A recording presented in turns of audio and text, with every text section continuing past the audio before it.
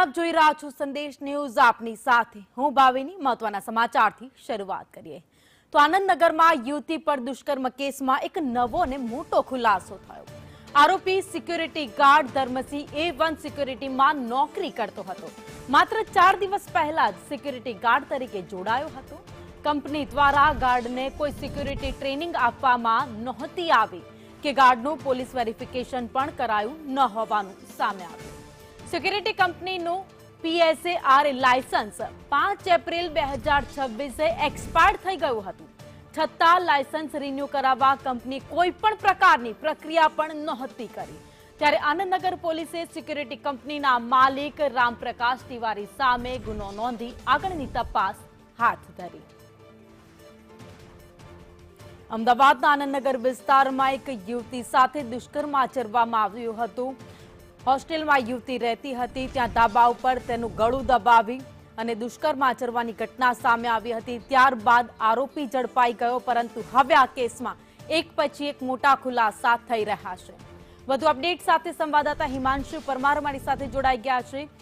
હિમાંશુ, આનંદનગર દુષ્કર્મ કેસમાં વધુ એક મોટો ખુલાસો થયો છે, જે સિક્યુરિટી ગાર્ડને રાખવામાં આવ્યો હતો અને જે સિક્યુરિટી એજન્સી હતી એનું પણ કોઈ લાયસન્સ નહોતું, લાયસન્સ વેરિફિકેશન પણ નહોતું કરવામાં આવ્યું। આ સહિત કેટલાક મોટા ખુલાસા પણ થયા છે।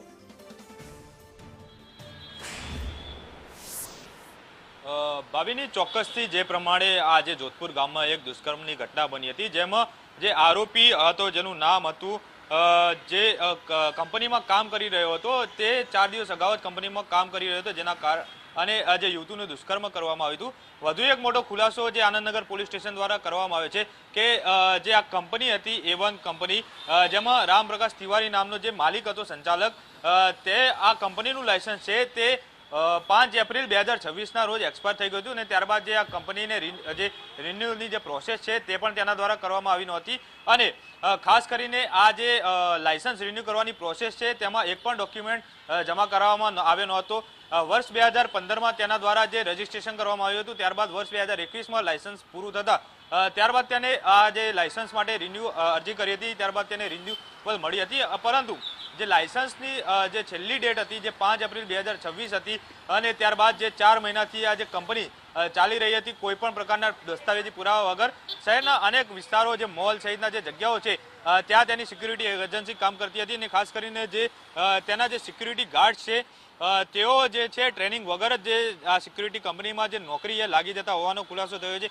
કારણ કે સામાન્ય રીતે જે સિક્યુરિટી ગાર્ડની નોકરી આપવાની હોય છે, જેમાં 160 કલાકની જે ટ્રેનિંગ છે તે આપવામાં હોય છે, પરંતુ આ જે દુષ્કર્મ આચરનાર જે આરોપી હતો તેને 4 દિવસ પહેલા નોકરી પર રાખવામાં આવ્યો હતો। તેને કોઈ પણ પ્રકારની હથિયારી કે બિન હથિયારી ટ્રેનિંગ આપવામાં આવી નહોતી।